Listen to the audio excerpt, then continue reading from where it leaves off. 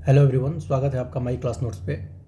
Current affair के revision lecture में हम लोग इस लेक्चर में क्या देखने वाले हैं, नवंबर और दिसंबर के यानी नवंबर दिसंबर 2023 के जो भी इम्पोर्टेंट नेशनल इवेंट हुए हैं उसको हम लोग रिवाइज करने वाले हैं।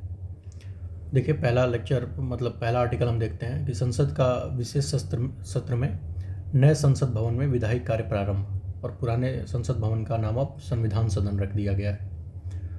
तो पहला इंपॉर्टेंट फैक्ट तो यही है कि पुराने संसद भवन का नाम क्या रख दिया गया है, संविधान सदन। ठीक, देखिए आपको ये पता होगा कि संसद में क्या 3 सत्र ही चलते हैं सामान्यतः।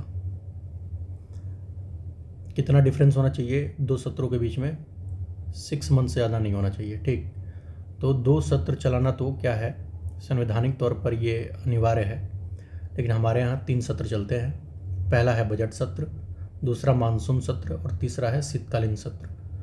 बजट सत्र कब से कब तक चलता है, जनवरी से के अंत में शुरू होता है ये, ठीक है, और अप्रैल के अंत या मई के पहले सप्ताह तक चलता है। ठीक, उसके बाद जो मानसून सत्र है वो चलता है जुलाई से अगस्त तक, और शीतकालीन सत्र चलता है नवंबर से दिसंबर तक। ठीक, विशेष सत्र कौन बुलाता है, तो ये राष्ट्रपति इसको आहूत करता है विशेष सत्र को। ठीक है, तो सितंबर में एक विशेष सत्र आहूत किया गया ताकि पुराने संसद भवन में अब वो अंतिम दिन था, ठीक है, सितंबर में, तो 19 सितंबर क्या था, लास्ट डे था पुराने संसद भवन में कार्यवाही का। उसी दिन क्या हुआ कि थोड़ी बहुत भाषण वगैरह के बाद क्या हो गया कि सारे सांसद जो हैं वो नए भवन में प्रस्थान कर गए, नए भवन की ओर, और आधिकारिक रूप से देश की नई संसद कौन होगी, जो नया संसद भवन बना हुआ है। ठीक, और पुराने संसद भवन को संविधान सदन नाम दे दिया गया। ठीक है, एक बहुत ही अच्छी चीज़ इसमें हुई कि जो नया संसद भवन है उसकी शुरुआत ही हुई एक बहुत ही शानदार विधेयक से। उस विधेयक का नाम है नारी शक्ति वंदन विधेयक, नारी शक्ति वंदन विधेयक। ठीक, 128वां बिल था ये, संविधान संशोधन बिल। ठीक, और कौन सा एक्ट है ये एक्ट है 106वां।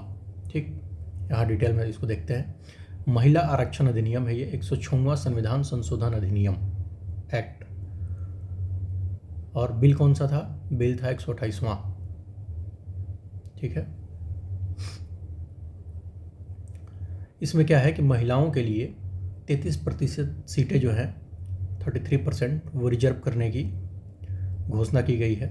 ठीक, यानी नारी शक्ति वंदन विधेयक जो है वो मूलतः क्या था, 128वां संविधान संशोधन विधेयक था, जो अधिनियमित होने के पश्चात 106वां संविधान संशोधन अधिनियम बन गया। ठीक है, अब ये जो आरक्षण है यह नई जनगणना व परिसीमन के बाद ही प्रभावित होगी। यानी जो 33% का आरक्षण दिया गया है, कहाँ कहाँ दिया गया है, तो देखिए ये लोकसभा में, ठीक है, और दिल्ली विधानसभा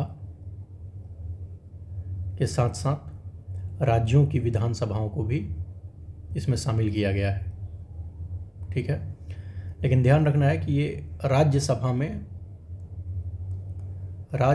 यह विधेयक लागू नहीं होगा। साथ ही साथ पुदुचेरी जो विधानसभा है वहाँ भी ये लागू नहीं होगा। ठीक, इसको भी देखते हैं हम और डिटेल से।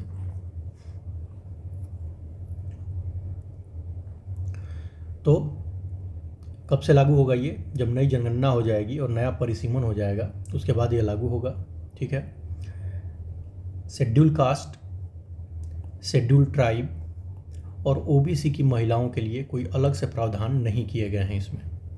ठीक है, संविधान के अनुच्छेद 330 आर्टिकल 330 जो है वह अनुसूचित जाति यानी शेड्यूल कास्ट और शेड्यूल ट्राइब को लोकसभा की 131 सीट पर पहले ही क्या है, रिजर्व कर चुका है।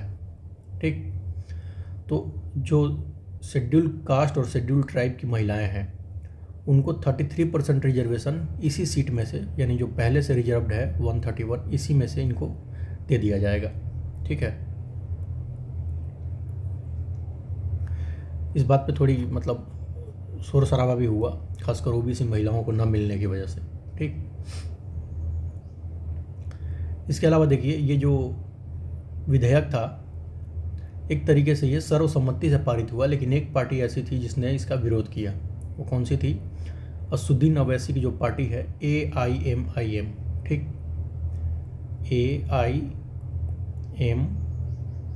AIMIM, इसने क्या है, इसके विरोध में थी ये, ठीक। लेकिन फिर भी ये पारित हो गया है। तो पारित होने के बाद थोड़ा डिटेलिंग इसकी, 106वें संविधान संशोधन अधिनियम के रूप में पारित हुआ है। ये प्रभावी होने के बाद लोकसभा की 543 सीट में से 181 और राज्य विधानसभाओं की जो कुल 4123 सीट है उसमें से 1374 सीटें महिलाओं के लिए रिजर्व हो जाएंगी, ठीक। राज्यसभा तथा केंद्र शासित पुदुचेरी विधानसभा के लिए आरक्षण लागू नहीं होगा। और साथ ही ध्यान करिए कि मौजूदा संवैधानिक प्रावधान जो है इसमें 3 श्रेणियों में सांसद लोकसभा के लिए चुने जाते हैं। एक है सामान्य श्रेणी, दूसरी है अनुसूचित जाति और तीसरी है अनुसूचित जनजाति। इन तीनों ही श्रेणियों में महिलाओं के लिए 30% आरक्षण का प्रावधान है। इस संविधान संशोधन अधिनियम में किया गया है। इस प्रकार लोकसभा की अनुसूचित जाति और जनजाति के लिए आरक्षित सीट कितनी है?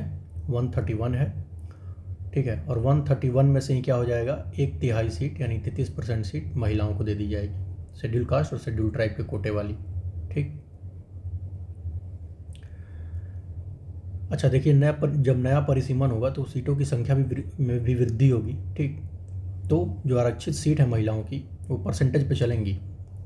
तो जब भी नया सीट की घोषणा होगी तो महिलाओं के लिए आरक्षित सीटों की संख्या भी परिवर्तित हो जाएगी, ठीक है।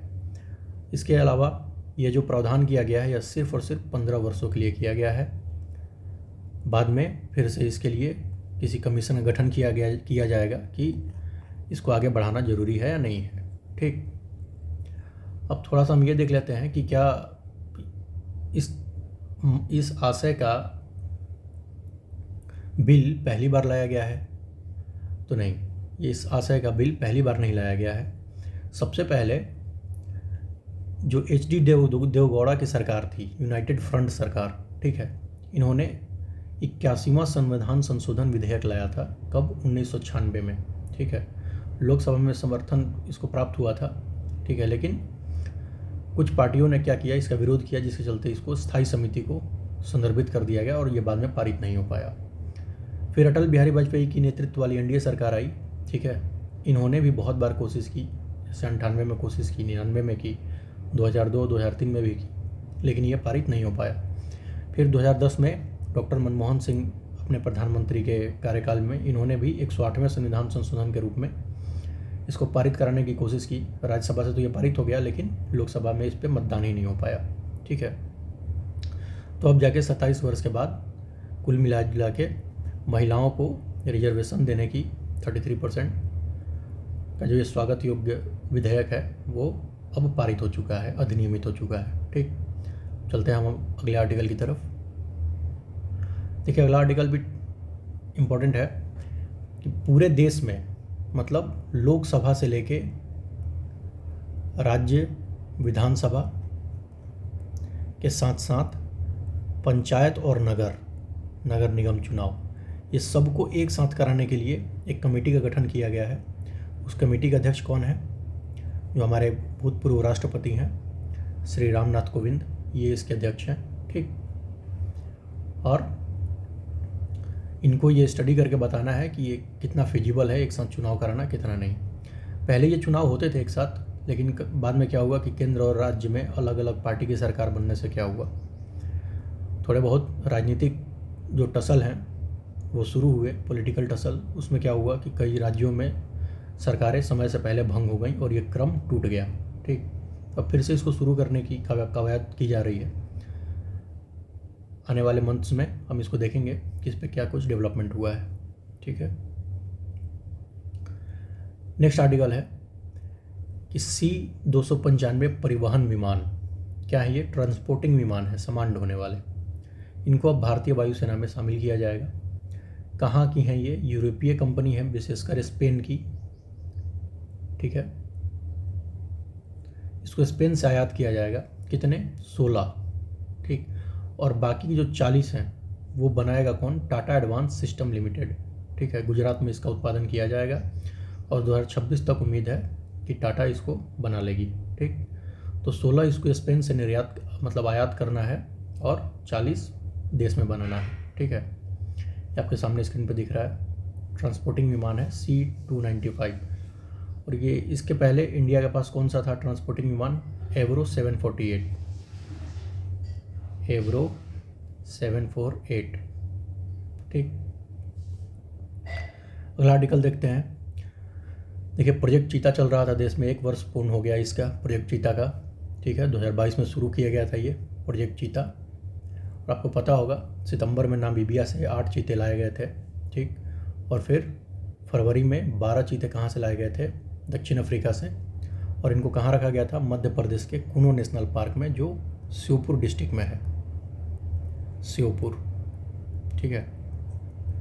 तो इनमें से कुछ चीतों की डेथ हुई थी और कुछ क्या थे, कुछ सरवाइव कर गए, ठीक है। तो कुल मिला जुला के यही प्रोजेक्ट चीता था। इसके लिए 6 मानदंड स्थापित किए गए थे कि अगर ये 6 मानदंड फुलफिल हो गए तो हम मानेंगे कि प्रोजेक्ट चीता जो है वो सही चल रहा है। क्या क्या था वो था कि 50% जो चीते हैं उनको जीवित रहना चाहिए। इनके लिए एक होम रेंज की स्थापना होगी। शावकों का जन्म होना चाहिए। चीता ट्रैकर्स की नियुक्तियाँ होनी चाहिए, मतलब जो चीतों की गतिविधियों पर नज़र रख पाएँ, ठीक है। और कुनो के आसपास के क्षेत्र के में भूमि के मूल्य वृद्धि के माध्यम से स्थानीय समुदाय के राजस्व में योगदान देना था, ठीक। अब देखिए कि सिर्फ और सिर्फ कुनो में इनको नहीं रखा जाएगा, इनके लिए कुछ वैकल्पिक जगहों की भी तलाश की जा रही है। किसके अंडर? होम रेंज की स्थापना, मतलब ये कहाँ कहाँ घूम सकते हैं चीते, इनको इनका होम रेंज कहा जाता है, ठीक। तो एक तो कुनो नेशनल पार्क हो गया। दूसरा मध्य प्रदेश में ही नौरादेही वन्य जीव अभयारण्य है, यहाँ भी चीतों को ट्रांसफ़र करने की बात हो रही है। और दूसरा है गांधी सागर वन्य जीव अभयारण्य, ये दोनों कहाँ हैं? मध्य प्रदेश में है, ठीक। तो ये था इस आर्टिकल में। चलते हैं अगले आर्टिकल की तरफ। देखिए, अगला जो आर्टिकल है कि 100 स्वदेशी LCA मार्क, जिसको फेमस तौर पे किस विमान के नाम से जाना जाता है? तेजस के नाम से, ठीक। तेजस विमान को वायुसेना खरीदने वाली है 100 के संख्या में, ठीक।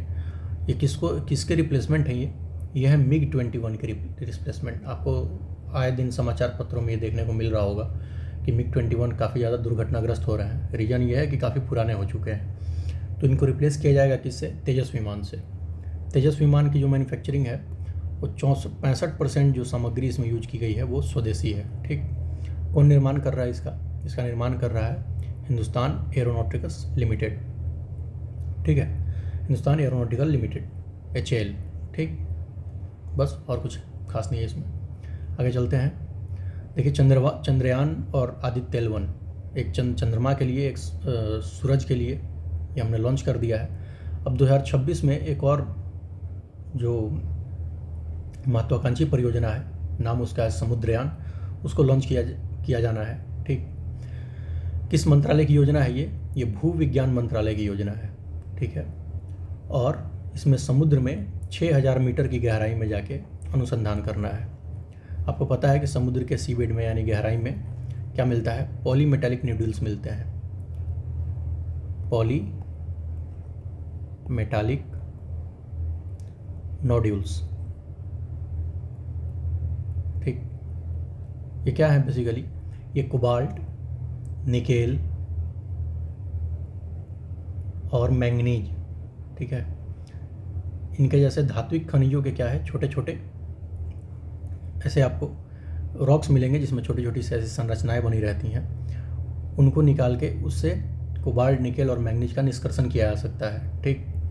तो उस लिहाज से भी समुद्रयान जो है काफ़ी मतलब महत्वपूर्ण अभियान हो जाता है, ठीक।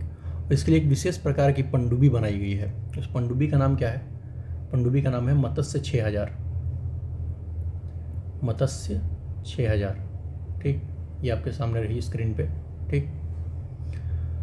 एक डीप ओशन मिशन है और ये क्या करेगा? ब्लू इकोनॉमी में, यानी जो समुद्र से रिलेटेड इकोनॉमी है, ठीक है, उसमें वृद्धि करेगा ये, ठीक। ब्लू इकोनॉमी बढ़ाने में सहायक होगा। लॉन्चिंग कब इसकी संभावित है? 2026 में। चलते हैं अगले आर्टिकल की तरफ। देखिए, अभी सऊदी अरब के रियाद में यूनेस्को की मीटिंग हुई थी और यूनेस्को ने अपनी मीटिंग में भारत के जो 2 साइट हैं उनको यूनेस्को की विश्व धरोहर सूची में शामिल कर लिया है। ये कौन कौन से हैं? एक तो है शांति निकेतन और दूसरा है होयसल के जो पवित्र मंदिरों के समूह हैं, 3 हैं इसमें। एक है बेलूर, दूसरा है हेलेबिड और तीसरा है सोमनाथपुर। ठीक, इन तीनों को मतलब ये तीनों ग्रुप हैं किसके? होयसल में जो मंदिरों के समूह हैं उनमें।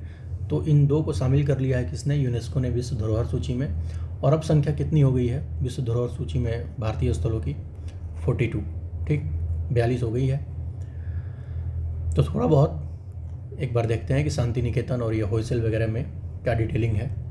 तो देखिए, पश्चिम बंगाल में शांति निकेतन स्थित है। आपको पता है यहाँ पे विश्व भारती विश्वविद्यालय है। इसकी स्थापना किसने की थी? रविन्द्रनाथ टैगोर ने। रविन्द्रनाथ टैगोर का यह मानना था कि शिक्षा के जगत में क्या होना चाहिए, मतलब जो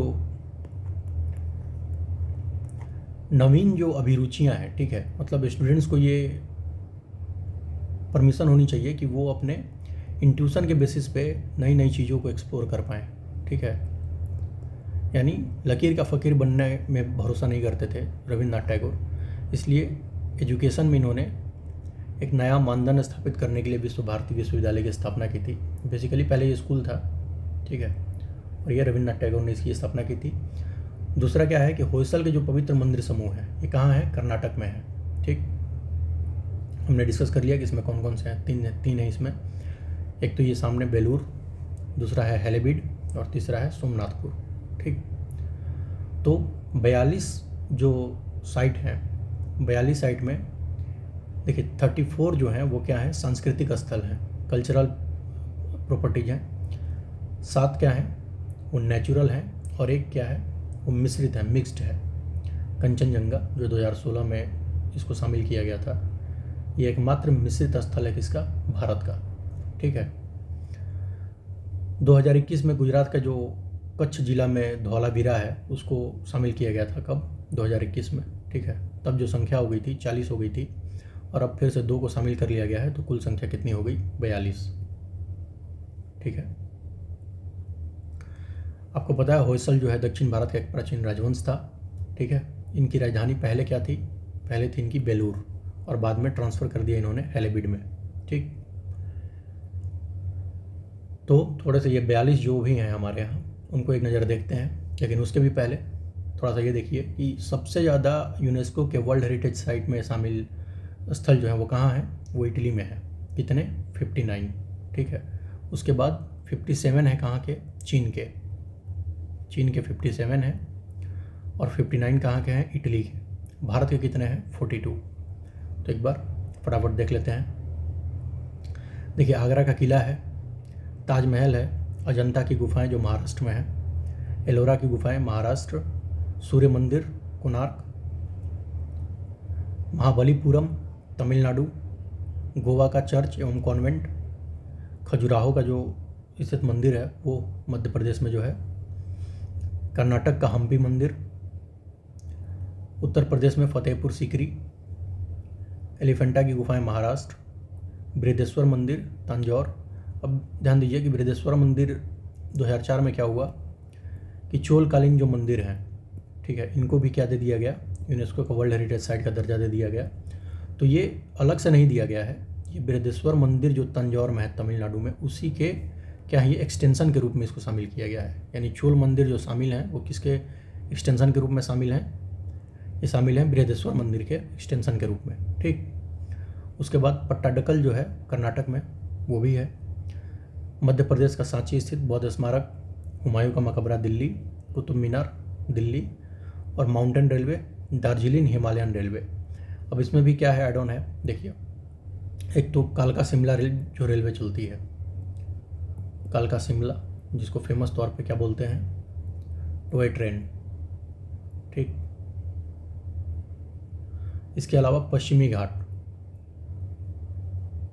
तो नीलगिरी पर्वतमाला में चलती है ट्रेन। बेसिकली ये क्या है, मीटर गेज की ट्रेनें हैं, छोटी पटरी की, ठीक है। तो इनको भी क्या किया गया है, दार्जिलिंग हिमालयन रेलवे, कालका शिमला रेलवे और नीलगिरी पर्वतीय रेलवे को इन्हीं के एक्सटेंशन के रूप में शामिल किया गया है, ठीक है। नेक्स्ट देखते हैं बिहार में। देखिए, मिटा लेता हूँ उसको। बिहार में है बोधगया स्थित जो महाबोधि मंदिर है उसको, फिर मध्य प्रदेश की भीमबेटका गुफाएं, छत्रपति शिवाजी टर्मिनल महाराष्ट्र, और चंपानेर पावागढ़ आर्कियोलॉजिकल पार्क गुजरात, और दिल्ली का लाल किला। इसके अलावा जंतर मंतर राजस्थान, और राजस्थान में जो राजपूताना शैली के 6 किले हैं उनको भी शामिल किया गया है। रानी की वाव और बिहार का नालंदा महाविहार, इसको भी शामिल किया गया है। देखिए, महाबोधि मंदिर को कब शामिल किया गया था, 2002 में, और नालंदा महाविहार को 2016 में। उसके बाद चंडीगढ़ का कैपिटल कॉम्प्लेक्स, अहमदाबाद, मुंबई की विक्टोरियन गोथिक एवं आर्ट डेको संरचनाएं, जयपुर सिटी, काकतीय रुद्रेश्वर मंदिर, वारंगल, हड़प्पाकालीन धौलावीरा, शांति निकेतन और होयसल। ये क्या थे, 34 हैं कल्चरल साइट, ठीक। अब नेचुरल साइट देखते हैं। काजीरंगा नेशनल पार्क असम का, मानस असम, केवलादेव राजस्थान, सुंदरवन पश्चिम बंगाल, नंदा देवी चमोली, और इसी के एक्सटेंशन के रूप में किसको, वैली ऑफ फ्लावर को भी शामिल किया गया है। वैली ऑफ फ्लावर्स यानी फूलों की घाटी, ठीक। इसके बाद पश्चिमी घाट, सह्याद्री पर्वत जो मुख्यतः केरल वाले पार्ट को, और ग्रेट हिमालयन नेशनल पार्क, ठीक। ये 7 क्या हैं, 7 हैं नेचुरल साइट। और एक है हमारा मिश्रित कंचनजंगा राष्ट्रीय पार्क सिक्किम, ठीक। बाकी इसमें कुछ नहीं है। नेक्स्ट है कि Times Higher Education World University ranking जारी की है 2024। इसमें ऑल टाइम एक ही यूनिवर्सिटी हमारे यहाँ से टॉप करती है, IISc बेंगलोर।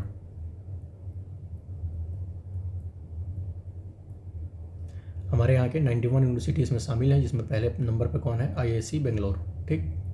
आगे चलते हैं, बाकी इसमें कुछ नहीं है। हाँ, ऐसे देख लीजिए कि ऑक्सफोर्ड यूनिवर्सिटी सबसे फर्स्ट रैंक पे है, बाकी कुछ नहीं है। ये था हमारा नवंबर का नेशनल इवेंट। अब देखते हैं हम दिसंबर का, ठीक है। सबसे पहला इंपॉर्टेंट आर्टिकल क्या है कि जो भी समलैंगिक विवाह हैं उनके लिए 21 याचिकाएं दायर की गई थी, किसमें, सुप्रीम कोर्ट में, कि इनको मान्यता मिल जाए कानूनी, लेकिन सुप्रीम कोर्ट ने इसको रद्द कर दिया कि नहीं, ये सही नहीं है। किस अधिनियम के तहत, विशेष विवाह अधिनियम, इसके तहत सुप्रीम कोर्ट ने कहा कि हम इसकी इजाज़त नहीं दे सकते, ठीक है, कि समलैंगिक विवाहों को कानूनी मान्यता प्रदान करने के लिए विधायिका को निर्देश देना अदालतों के अधिकार क्षेत्र से बाहर है, ठीक। और ध्यान देना इसमें यह है कि जो समलैंगिक कपल हैं, समलैंगिक कपल कहने का मतलब है कि पुरुष पुरुष से शादी कर ले, स्त्री स्त्री से शादी कर ले, ठीक है। तो ये विवाह, ऐसी जो जोड़े हैं वो इंडिया में लीगल नहीं है, और साथ ही साथ ऐसे जोड़ों को बच्चा गोद लेने का भी अधिकार नहीं है, ठीक। बाकी कुछ है नहीं। नेक्स्ट आर्टिकल, त्रिपुरा के 2 आतंकी संगठन हैं, नाम जरूरत नहीं है, ठीक है। वैसे एक बार देख लेते हैं, national liberation front of Tripura और all Tripura tiger force, ATTF, इन दोनों को क्या है, जो गृह मंत्रालय ने है, इन दोनों पे प्रतिबंध लगा दिए हैं, मतलब 5-5 वर्ष की वृद्धि कर दी है प्रतिबंधों में, बाकी कुछ नहीं है इसमें। नेक्स्ट है कि देखिए, भारतीय वायुसेना को नया ध्वज मिला है। बाएं साइड में देखिए तिरंगा लगा हुआ है, दाएं साइड में नीचे जो एयरफोर्स का अपना एम्ब्लेम है, यानी गोल बीच में ये बुलसाई रहती है, ठीक है, एक गोल प्रकार की आकृति है, ये सामने दिख रही है आपको, और उसके ऊपर जो वायुसेना का मार्क है, ठीक। इसमें क्या है, बीच में एक हिमालयन गरुड़ है, हिमालयन, मिटा के लिखता हूँ इसको,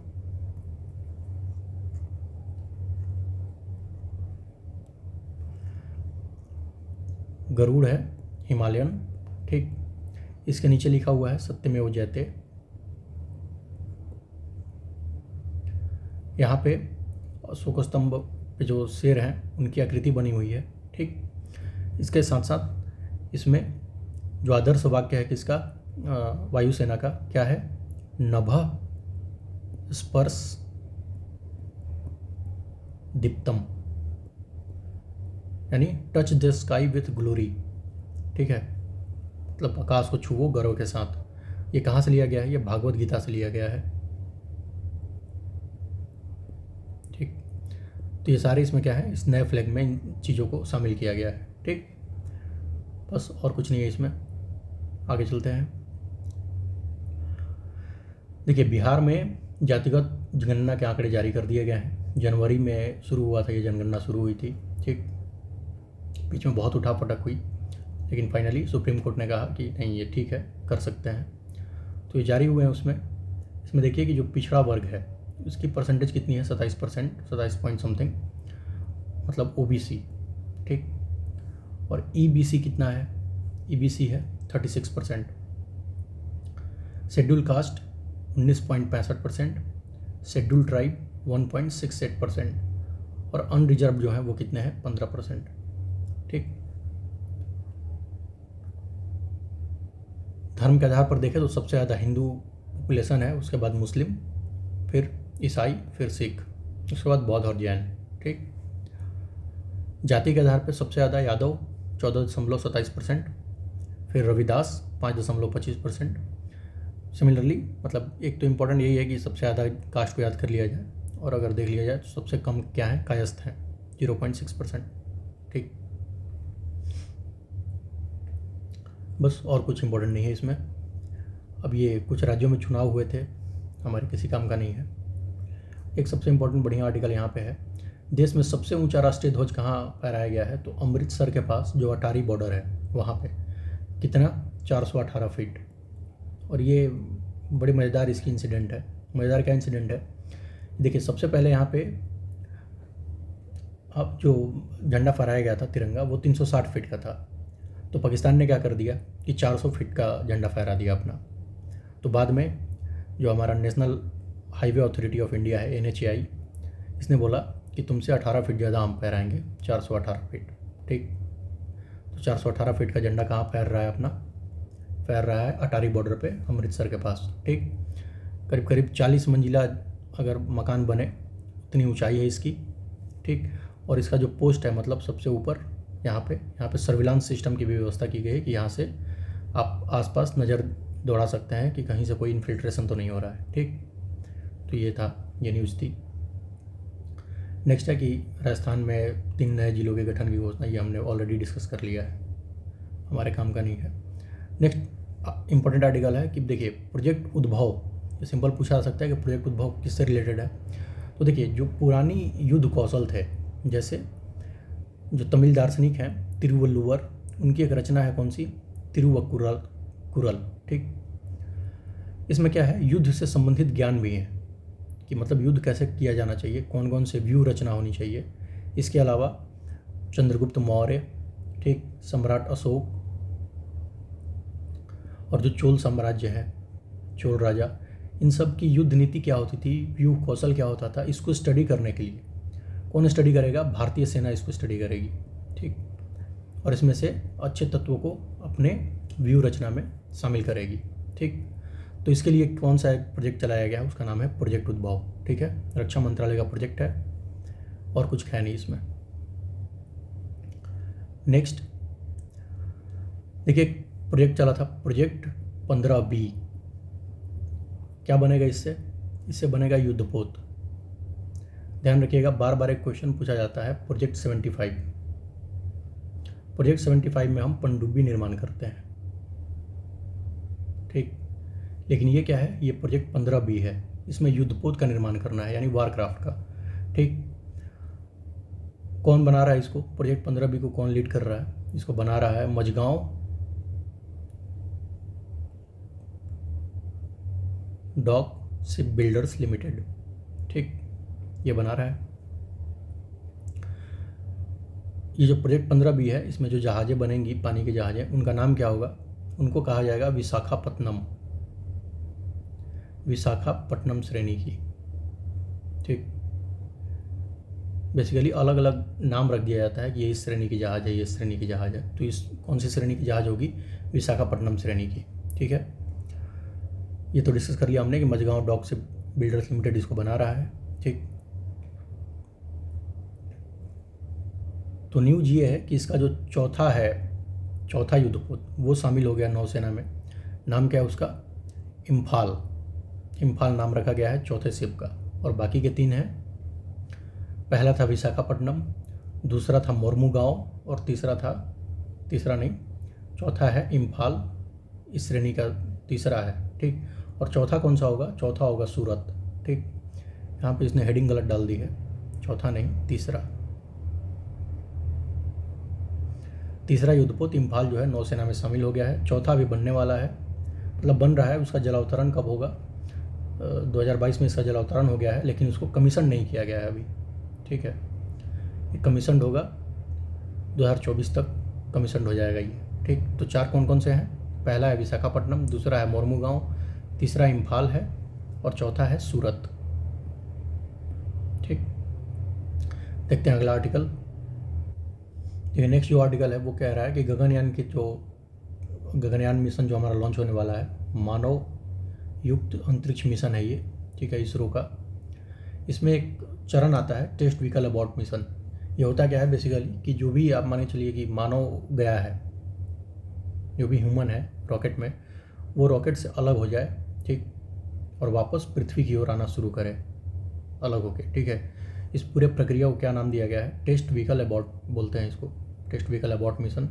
ये सक्सेसफुली कंडक्ट किया किसने? इसरो ने। ठीक, यही था न्यूज में। अब इसमें यह है कि देखिए 2035 तक भारत की उम्मीद है कि हम एक अपना अंतरिक्ष स्टेशन बना लेंगे और 2040 तक पहला मानव, मतलब पहला इंडियन जो है वो चंद्रमा पर क्या रखेगा? कदम रखेगा। ये योजना है हमारी। ठीक है, गगनयान मिशन की। आगे चलते हैं। चलिए, तो राष्ट्रीय घटनाक्रम यहीं ख़त्म होता है। अगले वीडियो में हम क्या देखेंगे? अंतर्राष्ट्रीय घटनाक्रम देखेंगे। कब का? नवंबर दिसंबर 2023।